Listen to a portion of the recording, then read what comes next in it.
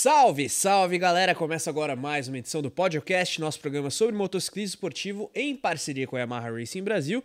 Finalmente, a MotoGP está de volta neste fim de semana agora, GP da Áustria, etapa do Red Bull Ring, o retorno da classe rainha das suas categorias suporte também, Diogo Moreira na pista, falaremos disso tudo e da expectativa para essa segunda metade aí do campeonato pós-férias.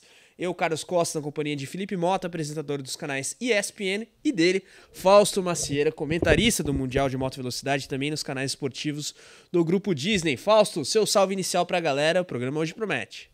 Poxa, é isso. Bom dia, Carlos Costa. Bom dia, Felipe Mota.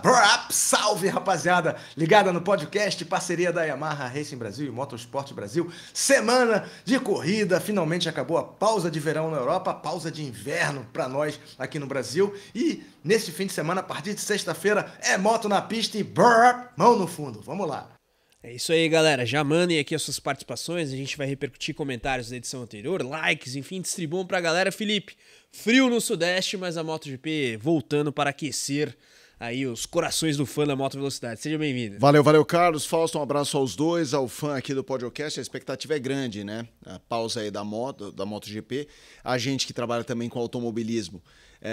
Teve, logo que houve a pausa da MotoGP, algumas coisas de Fórmula 1, mas a semana passada é aquela em que não houve nem Fórmula 1, nem MotoGP. Aí a gente vira aquele meme do tristinho, entendeu? A semana do Dia dos Pais, o que nos acalmou foi poder ter o Dia dos Pais, porque cadê moto? Cadê carro? Cadê moto? Cadê carro?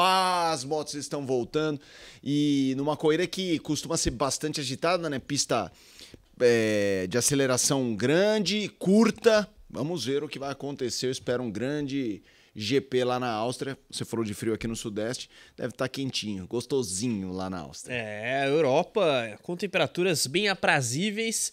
E claro, a gente se foca em Spielberg, ou Zeltweg, como alguns gostam de dizer, o palco lá do GP da Áustria no circuito Red Bull Ring.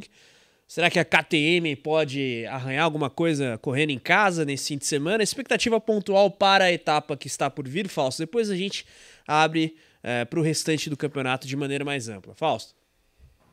Pois é, a KTM espera, né, um bom desempenho, o Pedro Acosta e tudo mais. Porém, a grande questão é Marc Marques. Né? A grande questão é Marc Marques. O Bagnaia venceu em 2022, venceu em 2023, venceu em 2024. Porém, em 2025 está completamente ofuscado, mas o Marques nunca venceu lá, não chega ao pódio desde 2019, tomou várias na última curva lá, então tá com isso engasgado, essa vitória tá engasgada na garganta dele. E o Marques venceu 8 de 12 corridas com pontuação máxima, venceu 11 de 12 sprints e espera quebrar essa sequência de vitórias do Bagnaia, o que não parece ser difícil dadas as circunstâncias atuais. E tem entre eles o Alex Marques, que não foi bem na República Tcheca, mas deve estar melhor de saúde, mais recuperado, assim como o nosso Diogo Moreira. Mas na classe principal é Marc Marques contra o mundo. E eu fiz uma pequena retrospectiva do que aconteceu até agora, né? 8 pontuações máximas, só o Marques fez pontuação. Marques fez pontuação máxima, 37 pontos em corrida. 9 pilotos lideraram, 3 pilotos na pole, só 3, hein? Em 12 corridas, só 3. Marques, Bagnaia e Fábio Quartararo. Marques com 7 poles. Também tivemos todas as marcas no pódio, o que é sempre bom em qualquer campeonato de esporte a motor, em qualquer esporte, né? 9 recordes de pista batidos, mas tem um dado que é inacreditável.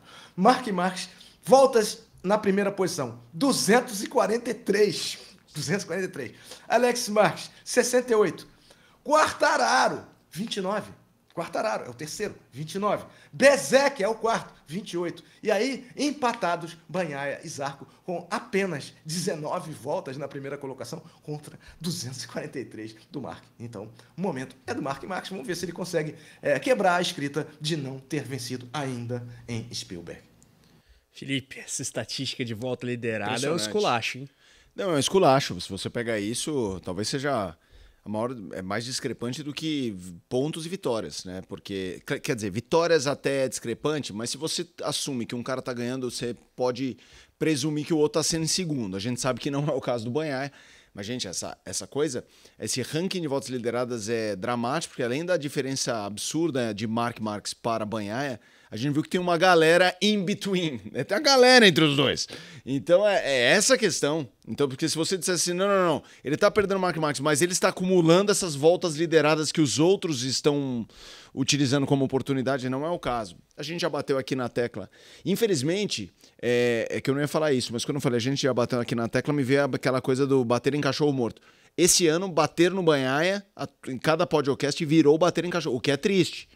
E por isso, para mim, a segunda metade do Banhaia é a segunda coisa mais interessante que eu quero observar na Áustria. Vou deixar no ar para daqui a pouco falar qual é a que eu quero observar mais. Opa, Felipe já misterioso aqui. Você que está com a gente no podcast, seja através de agregadores de áudio, no YouTube, comentem palpite para a etapa aí do Red Bull Ring. E claro, complementando a informação, né, o Fausto trouxe estatística relativa às voltas lideradas, situação de campeonato nesse momento, 381 pontos para o Mark Marques, 261 para o Alex, Banhaia 213. Você vê que o gap é muito grande e o Pecco ter liderado o mesmo número de voltas do Johan Zarco é muito significativo, que é justamente o que o Felipe destacou depois do Fausto trazer a informação. O Mark chegar mordido certamente é algo que não favorece a concorrência, porque a gente tem visto ele num nível de dominância esse ano muito grande. Agora, olhando para o restante do calendário, Fausto, o Felipe destacou aqui a situação do Banhaia depois da estatística que você trouxe. A gente tem agora Áustria, depois Hungria, Balaton Park, que pode ser aí uma etapa um pouco tensa para a MotoGP.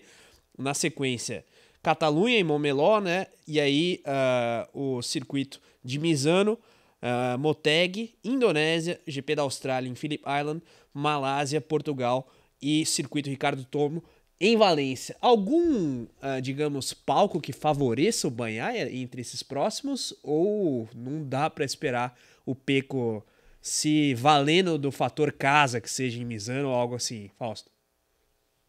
Pois é, esperamos que o Pecco vá bem em Misano. Essa pista que vai ser agora, Spielberg, é uma pista onde ele já venceu 3 vezes seguidas, né? Então é uma pista que o favorece. Porém, nessa altura do campeonato, acho que difícil, né? As Ducati estão sempre muito bem, mas acho que esse campeonato está no bolso do Mark Marques. O próprio Alex Marques, que é o vice-líder do campeonato, ele falou, ó, eu não tenho condição de buscar o meu irmão. Não tem mesmo, né? 120 pontos de atraso e mais os desempenhos. Então ele quer o quê? Assegurar o vice-campeonato. Para isso, ele tem que se manter. Ele tem 48 pontos de frente em relação ao Banhaia. Ele vai ter que se manter nessas condições, né?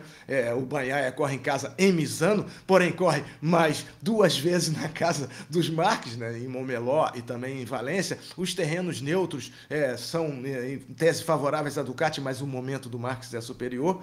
Vamos ver o que vai acontecer. Eu acho que o grande mistério vai ser Balaton Park, que pode ter alguma coisa pontual no campeonato, porque o ritmo do campeonato, desde a Tailândia, é o Mark Marques na frente e o Alex Marques em segundo, e já na Tailândia, o terceiro foi o Franco Morbidelli, não foi o Pecco Banhaia. Então o Banhaia já começou em dificuldades que vem desde o ano passado e já começou a temporada fora do pódio, ficou fora do pódio também na Argentina, então foi o Morbidelli na Argentina e Ogura na Tailândia. Então, a situação do Banhaia não é fácil. Espero que ele consiga fazer frente para prolongar esse campeonato, né? Porque o Marques pode fechar o campeonato em Misano, pode fechar no Japão e muito provavelmente vai fechar antes da final em Valência.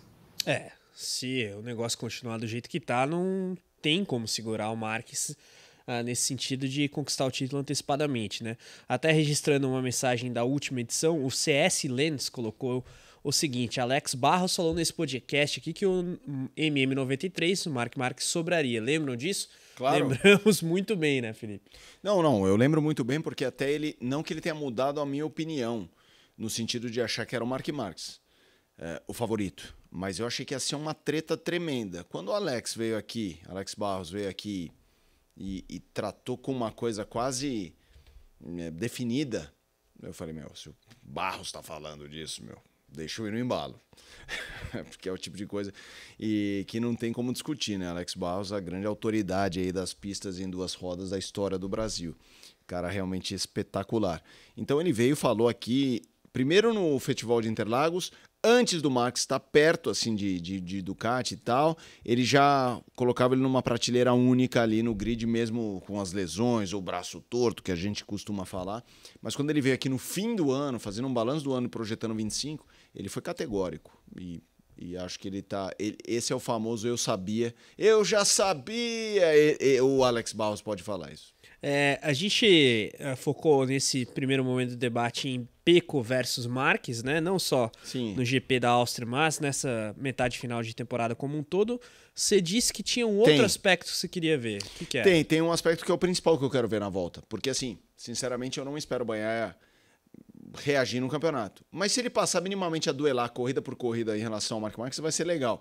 Com esse histórico dele muito positivo na Áustria, vai ser interessante ver se, ele é capaz de andar próximo ao Marc, 2, se ele é capaz de finalmente se colocar acima dos outros. Isso é interessante, claro que é.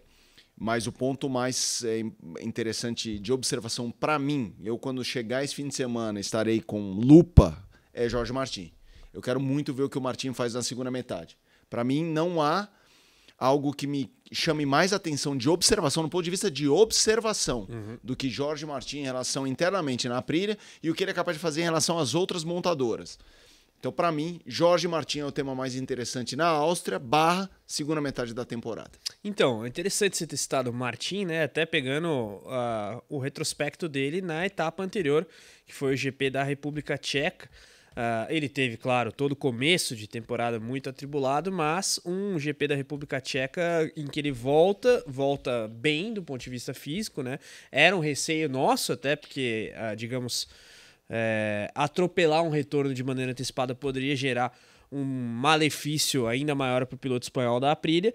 Fez o 7º lugar na corrida principal e, imagino, tem treinado aí para, de fato, conseguir uma segunda metade de campeonato boa. Até porque, no âmbito da Aprilia, né, Felipe Fausto, o Marco Bezzecchi acabou,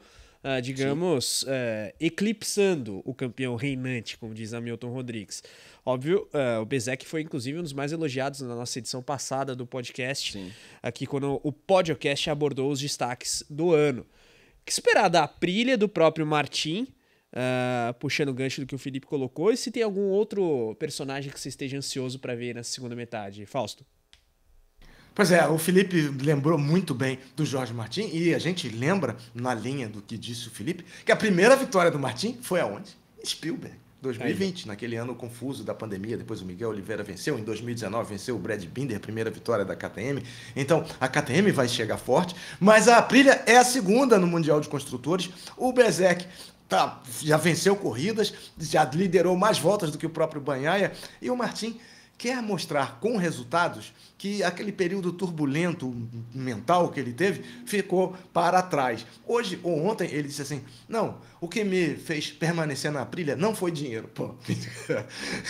A gente sabe que teve uma parte comercial forte envolvida nisso, o Martin saiu com a imagem desgastada, a própria Aprilia saiu com a imagem fortalecida, porque além de apoiar, e não é de hoje que a Aprilia, ao contrário de outras marcas, apoia seus pilotos com veemência, fez isso com o Andrea Iannone no período que ficou suspenso, recebendo salário, fez isso com Jorge Martin, modificou o regulamento para o Martin poder testar e mostrar que estava bem para voltar. Ele está fortíssimo, treinando ciclismo, treinando supermoto, quer mostrar o seu valor, e numa pista onde ele já venceu, ele vai sair com tudo, porque ele é franco atirador em 2025, ele não tem mais chance, então ele vai sair com tudo para fazer uma segunda metade de temporada, pelo menos melhor, igual ou melhor do que a do Bezzecchi, que é boa, muito boa. Então, vai ser mais um atrativo nessa corrida, que é cheia de novidades, cheia de momentos. Temos o Acosta, o Binder também, temos vários pilotos querendo aparecer, porque a última impressão é a que fica. E a da República Tcheca já ficou praticamente um mês atrás e vai valer o resultado desse fim de semana. Boa. Felipe, abordamos aqui KTM pelo fator casa, a situação da Ducati, né? Focando no time de fábrica e com a menção honrosa que o Alex Marques merece pelo campeonato que tem feito. Jorge Martin, obviamente, se conseguir, digamos, retornar de maneira consistente, sem novas quedas e coisas afins, a gente sempre observa o que pode fazer o piloto da Espanha. E As japonesas, como observar nessa segunda metade, até puxando nesse retrospecto do Quartararo, Sim. que o Fausto trouxe de poles e o Zarco liderando tanto quanto voltas, né? Tanto quanto o Pecco Bagnaia. Minha atenção maior é na Yamaha / Quartararo, né? Eu acho que a gente viu brilharecos ali, potencial de velocidade pura no binômio, né? Yamaha Quartararo, mas sempre aquela sensação amarga de não otimizar essa velocidade nos pontos que talvez a gente imaginasse que poderiam vir. O Quartararo fez poles consecutivas, o Quartararo teve uma prova, eu não me lembro de cabeça qual foi aquela prova que ele liderou e teve problema, não foi Silverstone. Ah, foi Silverstone. Aquela foi um pecado, né? Foi. Aquilo foi um pecado. Eu acho até que se ali ele confirmasse uma vitória, teria até respingado, criado ali uma inércia positiva para as corridas seguintes.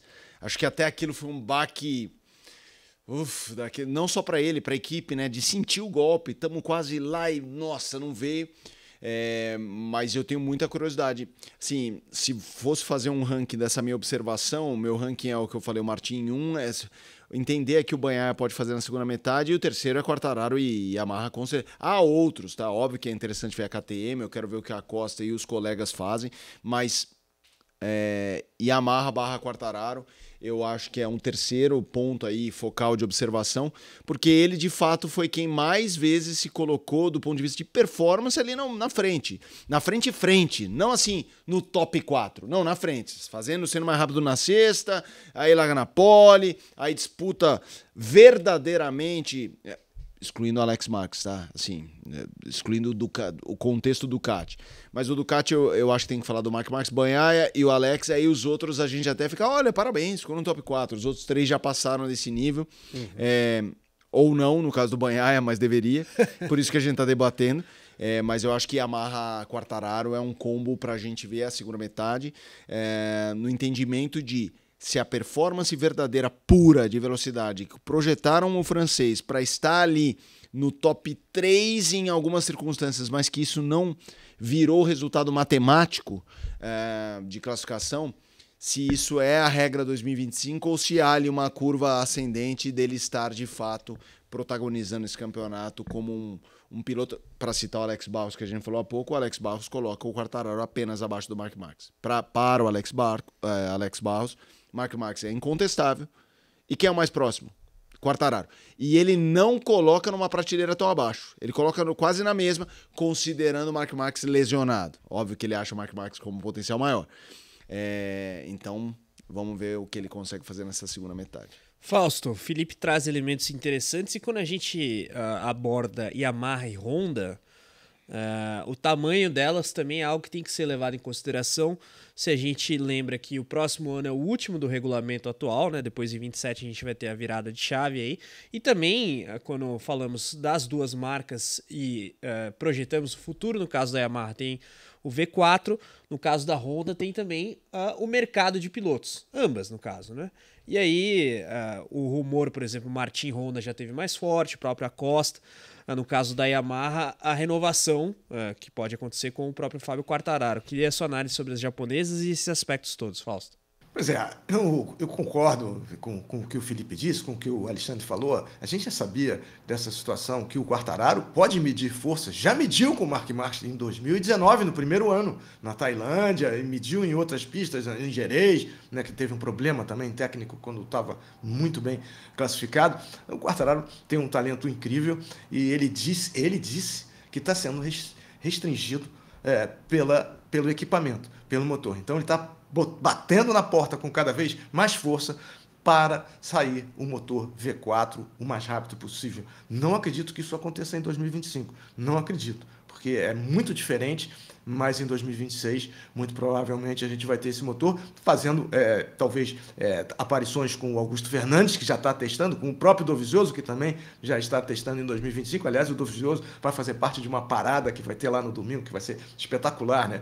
Agostini, Dovizioso, Stoner, Luca Cadalora, o Simon Crafer, Dani Pedrosa, vários pilotos importantes vão fazer um desfile lá no domingo, e no domingo não deve chover. A previsão é nublado domingo, chuva no sábado sábado, no dia da sprint das 2 corridas da Moto E, né? Força para o Eric Granado e sol na sexta-feira. Então, em relação à turma da Yamaha, é o equipamento que está restringindo. O Miller está em boa fase, o Rins não está em boa fase, o Oliveira também não está em boa fase, mas temos 2 pilotos com um ritmo de corrida e podem, ali com a chicane, melhorou um pouco para eles, né? Porque diminuiu a velocidade em reta, chicane criada depois daquele acidente do Zarco com o Morbidelli, que é outro nome a se prestar atenção, que também vai voltar com tudo, depois que sobrou com as motos passando entre o Vinhales, que é outro nome que anda forte na Áustria, e o Valentino Rossi, que infelizmente já não está mais competindo, mas acho que a chicane melhora para a Yamaha. O Quartararo conseguiu passar na chicane, lá na corrida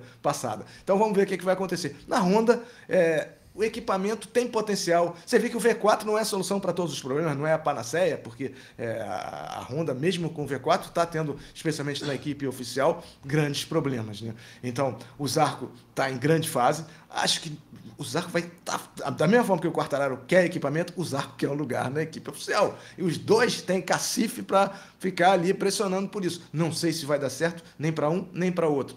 Porém, o problema da Honda é que eles têm um piloto bom e os outros não estão à altura. Os outros 3, a Yamaha tem um piloto muito bom, um bom e 2 regulares, né? Que não estão em boa fase. Então, esse é o problema. Material humano é o problema da Honda. Maquinário parece ser o problema da Yamaha. E lembrando, aproveitando isso, que a gente vai ter um teste em 16 de setembro, na quarta-feira, depois de Misano. Tem Misano, depois tem segunda, terça, tem 2 dias de teste da MotoGP, e na quarta vamos ter o tão esperado teste da Pirelli com as motos com menos 50 HP e muito menos aerodinâmica. Vamos ver como é que a Yamaha vai se sair nessas condições, Yamaha e Honda e todas, nessas condições inéditas, né? Todos com pneus Pirelli que vão entrar na nova motorização de 850, e por isso que eles vão fazer condições de equipamento similares ao que vai acontecer em 2027. Bem lembrado. O Fausto também arrematou aqui previsão do tempo para a etapa, a gente tinha ficado devendo, né? Mas quando a gente pensa no futuro de Yamaha, de Honda, quem paira também no mercado é o próprio Diogo Moreira. A gente vai falar mais adiante do Eric Granado, mas o Diogo já foi especulado na LCR, na própria Pramac Yamaha, né? Tem sido destaque do campeonato da Moto2, sobre o qual trataremos agora com o brasileiro nos holofotes, mas... a Yamaha aposta muito nesse V4 para manter o Quartararo, né? E a Honda também precisa apresentar resultados a exemplo da sua compatriota. Mas Diogo Moreira, Felipe Mota, sempre no radar da MotoGP e sendo um grande destaque entre aqueles menos experientes que brigam pelo título da Moto2. E é impressionante como o Diogo, mesmo em etapas em que acaba tendo algum contratempo, ele sai maior e se cacifa cada vez mais aqui pra frente. Eu acho que obviamente, quando eu fiz o meu ranking de atenção, eu estava excluindo o Diogo Moreira, porque até pelo contexto brasileiro, é muito importante a gente monitorar o Diogo nessa segunda metade. Eu acho que a primeira metade foi excelente. Eu acho que as 2 provas finais, pré-férias, foram frustrantes no sentido matemático, mas ele está num contexto que é importante somar pontos, é importante lutar pelo título, mas é importante chamar atenção. Então, assim, o Diogo Moreira, na etapa... Teve a República Tcheca antes da Alemanha. O que aconteceu com ele na Alemanha, de largar do fundo, reagir, ok, foi lá, teve um acidente, depois carrega uma multa para a corrida seguinte, não é ideal. Se ele fizesse toda a etapa, é ruim. Mas a recuperação dele é aquela que mostra todo o potencial do cara. Eu me lembro bem, logo no meu primeiro ano de Fox Sports, que a gente tinha Fórmula 3 e que o Verstappen estava no grid. O Verstappen não é campeão naquele ano. Assim, ele não é campeão, mas ele era mais jovem e o que ele fazia, já fazia assim, esse moleque é muito diferente, esse moleque é e ele não foi campeão. Então, assim, o Diogo Moreira ser campeão nesse ano seria incrível. Agora, 60 pontos atrás, ainda dá, mas ficou improvável. Ele veio, o que eu espero dele na segunda metade, que ele repita aquela sequência de bons resultados dele, que são sempre no top 4, sempre beliscando pódio e, quiçá, vitórias. Aquela sequência que ele fez de top 4, top 4, top 4, pódio, top 4, vitória. Pô, se ele faz isso sempre, maravilhoso. Se ele começa mesmo a mostrar muita performance, a somar muitos zeros, é ruim. Porque daqui a pouco também começa a falar assim, cara é muito... o que eu não acho que vai ser, só tô falando um cenário que pra mim seria ruim. Então, assim, eu não acho que agora a prioridade é ser campeão. Acho que se ele terminasse no top 3 do campeonato de Moto 2 seria fantástico. Mas a gente está falando também de uma fase em que as pessoas querem ver o teto do profissional. Assim, qual que é o teto? O teto dele é genial. Eu vi um ano de... Eu vou misturar... Eu sei que tem gente de moto que não gosta quando a gente faz comparação com um carro. Mas eu vou fazer uma comparação. Eu me lembro de um ano da GP2. A GP2 é a Moto 2 na Fórmula 1, em que o Lucas de Grassi disputou o título, mas chegou uma determinada prova em que ele não tinha vitória. Ele disputava o título por ser muito consistente em pontos. E a caminho do grid, um chefão da Fórmula 1 chega para ele e fala: não adianta só pontos, eu quero ver você ganhar. Que é isso, você precisa ganhar. Nessas fases preliminares ao topo de um esporte, somar pontos e mostrar consistência é importante, mas as pessoas querem ver, cadê o punch, cadê o poder de nocaute? O Diogo já mostrou isso, com a vitória, mesmo na corrida da Alemanha, que ele passou todo mundo. Aquilo não é anormal. Então aquilo, olha o que o cara é capaz. Mas veio um 0 ponto. Agora, ele não pode fazer, essa não pode ficar regra para sempre. Ele também precisa de pontos. Então, obviamente, o Diogo Moreira precisa ter uma ótima segunda metade, como foi a primeira. Vamos ver se ele consegue emendar bons resultados como ele fez durante boa parte da temporada. Acho uma comparação mais que o Felipe traz, Fausto, passando a bola para você. Diogo, claro, com toda a nossa torcida, né? Falei das especulações, o próprio Mark Marques, segundo consta, avalia muito bem o brasileiro e quer colocá-lo no hall Ducati, se possível, na MotoGP. Fausto. Pois é, assim, eu acho que a classe Moto 2 em 2025 é a melhor delas, né? Porque a gente tem na MotoGP o Marques sumindo, na Moto 3 o Rueda sumindo, na Moto 2 as coisas estão muito mais parelhas, né? E a gente tem, como o Felipe disse, o Diogo tem 60 pontos de atraso, mas a gente tem 250 pontos de vitória pela frente e 1.400 pontos para os top 15 nas corridas que estão no horizonte. Então, é perfeitamente recuperável, né? Porque o Diogo, além desse problema da Alemanha, ele foi punido e cumpriu a punição na República Tcheca, apesar de não estar bem fisicamente para se livrar logo dessa punição, para não carregá-la para a segunda metade. Ele também teve aquele erro que ele acompanhou o Manuel Gonçalves, né? O pneu de pista molhada no seco, e deu errado, né? E de seco no molhado, deu errado. Então, ele já ali jogou 50 pontos fora, ele está a 60 do líder, né? E o próprio Gonzalez pode errar também, né? Eu fiz uma pequena estatística também, parecida, menor do que a da MotoGP. Na Moto 2, 13 pilotos lideraram. 13 pilotos lideraram. 13 subiram ao pódio. 5 fizeram pole. O Manu tem 5 poles, mas 5, entre eles o Diogo fez pole também. Tivemos 7 vencedores diferentes de 6 nacionalidades. Você vê muito mais rica essa estatística do que da própria MotoGP, né? O Gonzalez tem 9 pódios, né? E no número de voltas lideradas, olha a diferença. O Gonzalez liderou 76 voltas. Claro, não tem sprint, né? Mas o Canet liderou 38, depois a gente tem o Dixon com 37, o Onju com 36, o Roberts com 12 e o Moreira com 6 voltas lideradas e uma vitória. Porque a volta que importa liderar, essa estatística é boa, mas ela é meio mascarada, né? Ela é meio embaraça, porque se você liderar a última volta e chegar na frente, não esquece o que o outro liderou, né? Mas o Diogo tá na briga e é o campeonato mais compacto da temporada. Então, nessa categoria, a gente pode dizer que as coisas podem e devem mudar muito rapidamente. O Manuel Gonçalves tem favoritismo, mas não é um piloto perfeito, já reclamou de ser espanhol e tal. O Canet comete muitos erros, o Robert, idem. O Onju é muito valoroso e corajoso, mas também comete muitos erros. E o Diogo aprende a cada erro. Comete erros também, mas aprende. Todos eles aprendem. Mas o Diogo acho que tem chance de brigar por esse título e se solidificar ainda mais. Esperamos que venha alguma notícia em relação ao 26 do Diogo já nas próximas etapas, pelo menos até Misano. É isso, né? E muito mais jovem de Moto2 do que Manu Gonçalves ou Aron Canet, por exemplo, né? Então, até por isso ele tá mais no radar das equipes e marcas da MotoGP. Agora, o Fausto já pincelou Moto3, amplo domínio do Rueda.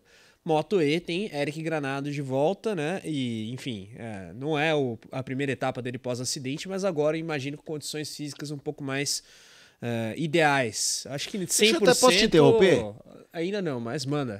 Quando ele veio aqui no estúdio, Eu tava de férias, né? Uhum. Como é que foi fora da gravação? Como é que ele tava? Caminhar? Com muitas dificuldades. E mostrou a questão muscular da perna, você via uma diferença grande. Assim. Porque a gente tá falando aquilo que eu sempre falei. O Eric Granado é um dos melhores atletas que eu conheço. Condicionamento físico. No condicionamento físico que fuja ao esporte em que ele. O esporte que ele pratica. Assim, ele é um animal. Assim, né? E a perna, como ele é ciclista, a perna dele tem aquela musculatura que salta, eu não sei os músculos certinhos ali da coxa. Salta uma parte de dentro da coxa, a parte de dentro o cara é uma tora. Então, o fato dele ter a dificuldade hoje em caminhar deixa um lado, obviamente, mais atrofiado, não atrofiado, mas menos exigido. Sim. Então você está falando que era visível a diferença, visível. Era quase como uma perna de duas pessoas diferentes. E até vale, né? A gente publicou, acho que 2 edições atrás, a entrevista com o Eric Granado, ela foi gravada praticamente 1 mês atrás, foi gravada um pouquinho antes. Sim. Então, imagino que nesse período de 1 mês o trabalho dele foi forte para reabilitar tudo isso. Eu te perguntei, porque eu vi nas redes sociais um dia um Reels dele que tinha várias coisas, ele moto, ele não sei o quê, e dava pra perceber que, de fato, a gente tem essa percepção da lesão dele, mais ele é a paisana, né, ele andando, do que ele como motociclista numa moto. E ele mesmo, desde o início, disse, estar numa moto está mais fácil do que caminhar. Então, assim, eu acho que vai ser... Desculpa ter te interrompido, não, porque eu queria esse seu feedback. Foi pertinente. E até, né, porque ele teve um acidente na França, voltou na Holanda e agora vai pra Áustria. Então vai ser a primeira etapa, talvez, um pouco mais ideal de condicionamento. Me parece que ele vai competir 2025 inteiro com asterisco de não estar 100%. Eu acho que até a última etapa vai ser impossível ele estar zerado. Então, entrando na discussão dele em si, o que eu espero é, que ele se mantenha saudável, que não tenha novas quedas.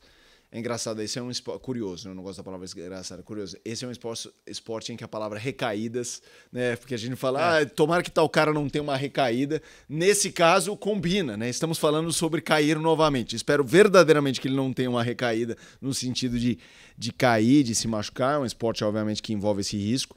E que ele tenha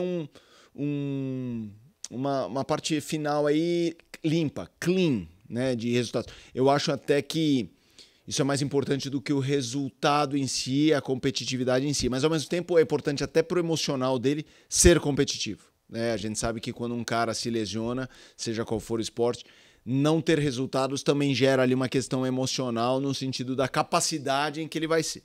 Ele vai ter de se reerguer. Então, eu espero que ele tenha uma segunda metade limpa, clean, nesse sentido, e competitiva a ponto de tirar da cabeça qualquer questão ali psicológica ou emocional de, puxa, eu não sou eu mesmo. É o que eu espero para ele na segunda metade. Fausto, passar a bola para você falar do Eric, mas foi até bom o Felipe ter feito essa parte aqui, perguntado como é que foi o bastidor do papo com o Eric. Óbvio, o Fausto estava na entrevista, mas não estava aqui presencialmente, não pôde ver ali o Eric mostrando a perna e foi um pouco aflitivo até, eu diria, ver a desproporção muscular ali de um lado para o outro. E foi uma baita pancada que ele teve em Le Mans, né, Fausto? Pois é, eu tenho uma antipatia histórica, crônica com o verbo cair. Assim, na transmissão, caiu para quinto, não, recuou, retrocedeu, porque me dá um nervoso, sabe? Não me faz bem. Assistir quedas, especialmente quedas que com consequências sérias, nas pistas e nas ruas, em qualquer situação, para motociclista o verbo cair, a queda em si, o tombo é muito ruim. O Eric teve esse acidente sério, né? Tá fora da briga pelo título, né? Os italianos estão na frente, o Mantovani, cabeludo, está liderando, o Casadei está na segunda colocação e o Jorge Torres, que é bicampeão, o único bicampeão dessa categoria, vem em terceiro. O Eric, para o campeonato, não tem mais condição de brigar, mas eu acredito que ele pode brigar pela vitória. Já venceu lá em Spielberg em 2022. Eu mandei uma mensagem para ele, estava checando agora se ele respondeu, ainda não respondeu, para ver como é que ele tá, e falei assim, repete 2022, que tá muito bom. Sábado é chuva lá, né? Então vamos ver como é que ele vai se sair. Quer dizer, a previsão hoje é essa, né? Pode mudar. Mas os italianos, a gente ontem conversando sobre isso no Papo Mundo Moto, eles estão treinando direto, né, bicho? E a Ducati é a marca. Tem 2 italianos na frente, o Ismael em terceiro. E a Ducati é a marca monomarca. Aliás, a KTM venceu todas, né? Na Moto 3, né? Só um registro da Moto 3. A KTM venceu todas até agora. A Honda não venceu nenhuma. A Ducati venceu todas, vai vencer todas, porque é monomarca. Então, os italianos estão treinando direto, tem a moto para treinar. Do Eric, além de estar se recuperando de um acidente sério, ele não tem moto para treinar. Então, a desvantagem é muito grande. Porém, o talento que ele tem, o preparo que ele tem, a determinação, o ajudam a superar todos esses obstáculos para chegar no pódio. E é o que eu espero que ele faça, que procure chegar no pódio, que faça uma corrida segura, que faça 2 corridas seguras e pontue e melhore a condição dele no campeonato, sabendo que os italianos estão em vantagem. E tem mais uma coisa que a gente conversou ontem e eu queria trazer para cá também. Ele compete por qual equipe? LCR. LCR é o quê? Honda. E os caras todos de Ducati, são todos italianos. Ele é brasileiro e compete por uma equipe que é patrocinada pela Honda. Então, pô, não vão facilitar para ele, né?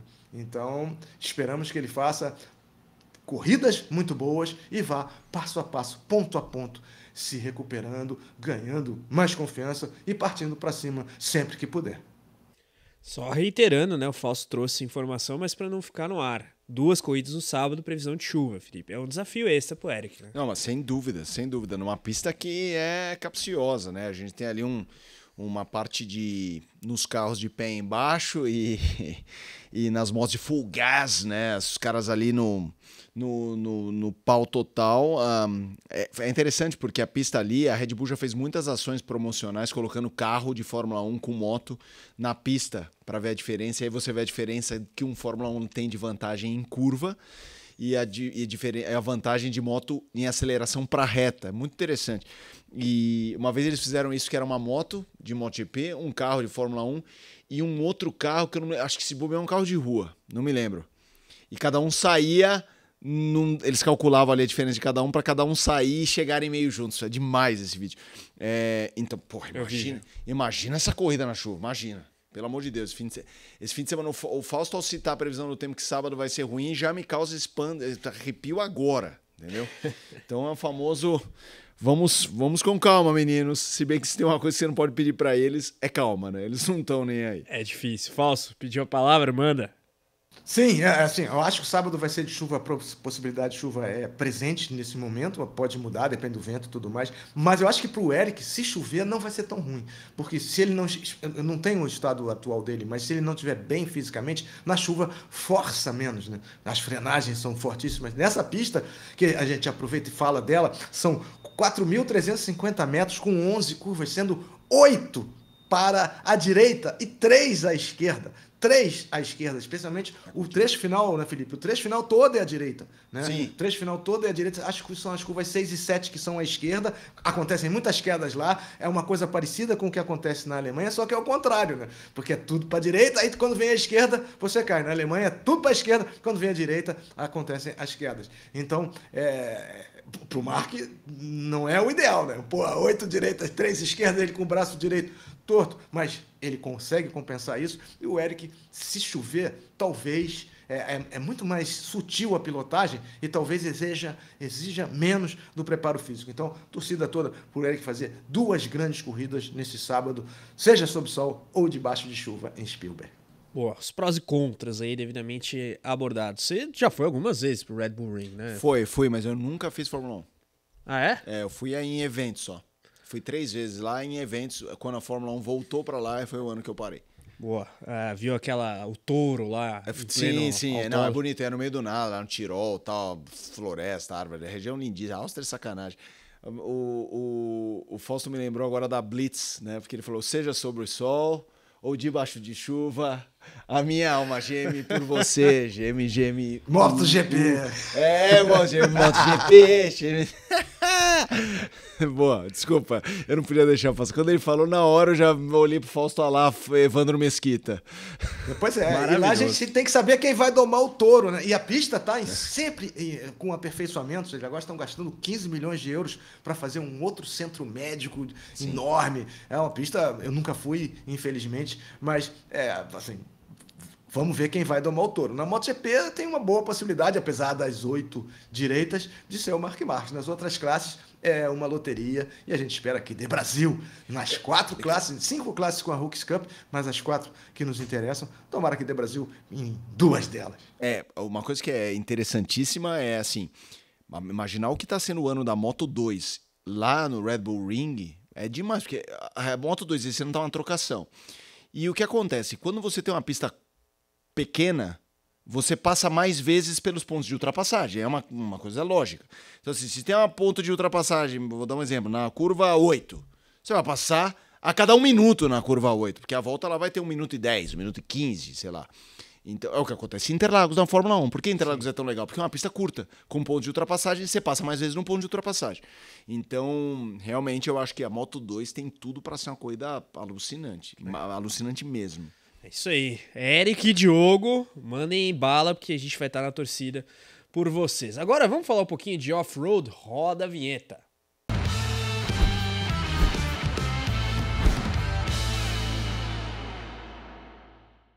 É isso aí, minha gente. Começamos pelo AMA Motocross. Tivemos neste fim de semana a última etapa de Ironman National. E olha, na 250 e na 450, nomes de peso aí vencendo. Na 450, a principal Hunter Lawrence triunfando na etapa, né? A gente teve aí nas corridas 1 e 2, respectivamente, Chase Sexton e Jet Lawrence vencendo. Na 250, Hayden Deegan varreu a etapa do fim de semana. E aí a gente traça a situação de campeonato das duas classes, digamos. Na 450 a gente tem o Jet Lawrence à frente do Hunter, uma diferença aí entre eles na casa razoável aí de 412 a 365, já um gap considerável. E na 250 a gente tem a seguinte situação, Hayden Deegan liderando também com relativa folga, 418 pontos para Hayden e Yoshimoda com 367, Fausto. AMA sempre entregando bastante entretenimento e pega daqueles no motocross. Pois é, os embalos de sábado à tarde. É sempre sábado, eu amo a motocross e é sempre maneiro, sempre bom. Como o Supercross também é muito bom. Ironman Indiana, sede do Nações 2025, em 5 de outubro. O Brasil vai correr lá nessa pista. A pista bem difícil, tem um setor de areia. Eles deram uma suavizada na pista, era mais difícil ainda. Mas na 450 foi interessante porque o Jet Lawrence sobra, né? Aí o Jet, ele errou, ele bicou o portão e ficou preso no portão. O portão acabou caindo o portão cai para trás, né? O partidor cai para trás. Aí como ele eu não sei se engatou primeiro, soltou alguma coisa, ele bateu no portão, ficou preso, aí o portão caiu para frente, só que aí saiu o 20º Bourdois, são 40, né? Saiu lá atrás, veio passando todo mundo, e o Hunter largou bem, o Eli Tomac largou bem, mas o Hunter buscou e foi, deixa eu ver, a primeira bateria foi o Jet, Hunter e Tomac, né? Porque ele ficou... Não, foi o Sexton que venceu a primeira bateria. Isso. Passou o Hunter, venceu a primeira bateria com o Hunter e o Jet chegou em terceiro. Saindo de 20º Bourdois, chegou em terceiro. Porém, como ele tinha pulado o portão, ele tomou uma penalização e foi para 17º. Né? Aí foi para 17º e ficou com dificuldade na geral. Na segunda bateria ele compensou, sumiu na ponta. Mas o Sexton ia ganhar, porque o Sexton chegou a assumir... Tava o Jet, Hunter... E o Sexton tomou a terceira colocação do RJ Hampshire. E aí ele seria o vencedor na geral, seria a primeira vitória do Sexton, né, que foi o campeão do ano retrasado, ou do ano passado. Mas o Sexton tomou um capote, não sei o que aconteceu. A roda dianteira dele travou no salto, e a moto capotou. O Sexton gosta de queda, né? Não sei, aconteceu e ele acabou em 40º, né? Então o Hunter conseguiu, depois de muitas temporadas, de pelo menos 2 temporadas, a sua primeira vitória na geral. Por quê? Com terceiro, a classificação do Jet deu a ele a 6ª colocação e o Hunter venceu pela primeira vez. Os dois irmãos lideram. A vantagem do Jet para o Hunter é de 47 pontos e a gente tem 2 etapas faltando apenas, então o máximo é de 50 pontos. Vai ter esse fim de semana em Unadilla, Nova York, está maravilhosa, e basta para ele, basta para o Jet fazer mais 3 pontos que ele fecha o campeonato, né? Em Unadilla, e a última é em Budds Creek daqui a 2 semanas. E na 250, Hayden Deegan, né? O Heidendinger assinou um contrato. O Jets assinou um contrato de 22 milhões de dólares para andar de Honda nos próximos 3 anos. E o Heidendinger assinou um contrato para correr de 450 no AMA Motocross no ano que vem. Um contrato que as cifras não foram divulgadas, ou pelo menos não chegaram até mim, mas deve ser um contrato muito bom. E o Shimoda, mais uma vez, japonês, anda muito bem. O japonês largou na frente, o Digan não largou bem, passou por ele. Na segunda também passou por ele, foi embora, e mais pontos na classificação geral para o Digan, que tem 51 pontos de frente para o Shimoda, com 50 pontos em jogo. Né? 50 pontos que serão 25 no final do sábado que vem nos Estados Unidos, né? Em Nova York. Então, ele pode ceder um ponto, não vai ceder porque está sobrando, né? Que vai ser campeão. Então, acho que as duas categorias vão ser, muito provavelmente, decididas em Nova York, numa das melhores pistas do calendário. Felipe, título para a Honda na 450 e para a Yamaha na 250. Boa, Fausto. Gostou da sonoplastia? Não, eu amo porque eu sou muito assim, só que o Fausto é 10 vezes mais capaz. Porque não sei o que, plau, não sei o que, tum. Todo mundo sempre me chamou de um cidadão onomatopaico, peico, sei lá, né? E o Fausto é o melhor. Porque ele tem um repertório muito variado. O meu é meio... Eu tenho 3 efeitos sonoros, ele tem 25. O Lima Duarte era sonoplasta no começo do rádio, né? É o nosso Lima Duarte, sabe? Aquele cara que pega coquinho pra fazer cavalgada, ou aquele negócio laminado que faz a chuva.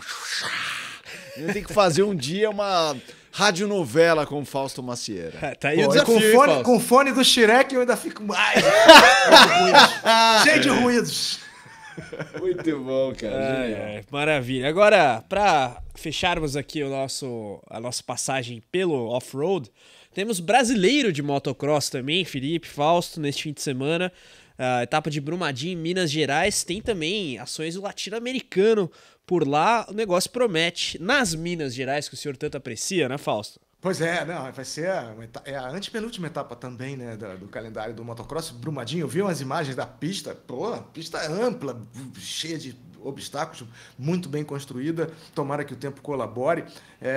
A gente tem o Stefano Rubini liderando na 450, com o Fábio Santos na segunda colocação, a 5 pontos dele, né? O Fabinho brigando por mais um título nacional, piloto da Yamaha. E eu vi um vídeo essa semana que era o Campano, campeão mundial, multicampeão pela Yamaha, que se retirou das pistas, pescando, aí toca o telefone e tal. Acho que o Campano vem para essa etapa, como acho que o Hard Munhoz também vai andar nessa etapa. Então teremos um reforço chileno, um reforço espanhol nesse campeonato, que é multilingüe, multimarcas e multiatrativo. Espero que seja uma grande prova lá em Brumadinho, em todas as categorias, inclusive na YZ 125 Cup, que também corre lá em Minas Gerais.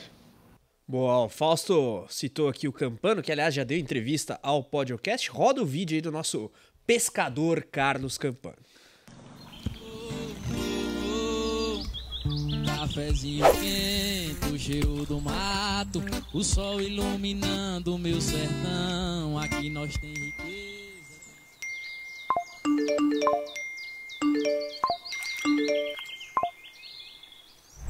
Vixe, e agora? Ah, por lá.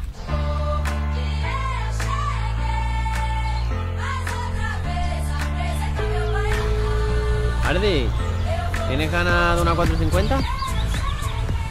Aí, galera, você já sabe, semana que vem no podcast a gente traz todas as atualizações para você no mundo do off-road e, claro, também do GP da Áustria de MotoGP com Moto 2, Moto 3 e Moto E lá no Red Bull Ring. Vamos chegando aqui à conclusão do episódio de hoje. Você já está mais convidado a deixar seu like, hypar, enfim, se estiver nos ouvindo nos agregadores também, ativa a notificação aí e, claro, manda pra galera que você sabe que gosta de moto velocidade e motociclismo como um todo, inclusive o motocross. Felipe Mota, obrigado pelo programa de hoje. Hoje foi daqueles com efeitos sonoros bastante enriquecedores. Sem dúvida, não. Foi um programa muito gostoso, expectativa da volta, animal que vai voltar, né? Porque rolou uma carência. É aquilo, a gente faz também muita cobertura de carro, são 2 esportes praticamente diferentes, mas que enquanto uma tá parada e o outro tá rodando legal. A semana passada era tristeza. Marasmo. Depressão. Ainda mais se o seu time no futebol também te deixou na mão. que foi o meu caso. Grande abraço! Não é o do Fausto. Tchau, tchau. E nem o seu, você tá todo pirilampo. Pra quem não sabe, o Carlos Costa Santista, o Peixe visitou a Raposa e ganhou. Que maravilha. Com direito a drama, mas Fausto. Pô, aí é pedir demais. Já ganhou, né? Tá ótimo. Tá fora de casa ainda. Fausto, muito obrigado pela participação aqui hoje. Ó, temos um encontro marcado, o senhor está intimado para o podcast da semana que vem. Pois é, né? O Peixe com Raposa é um duelo animal, né? Como vai ser animal a corrida lá em Spielberg, tudo pronto para um grande espetáculo, que o tempo corabore, que ninguém se machuque, que se divirtam todos e que o nosso hino toque lá no Red Bull Ring. É isso aí, rapaziada. Muito obrigado, Felipe, Carlos, valeu. Aquele abraço. Acelera, Brasil! É isso aí, galera. Segunda que vem, podcast voltando com tudo no mundo do motociclismo. Um abraço, até lá. Tchau, tchau.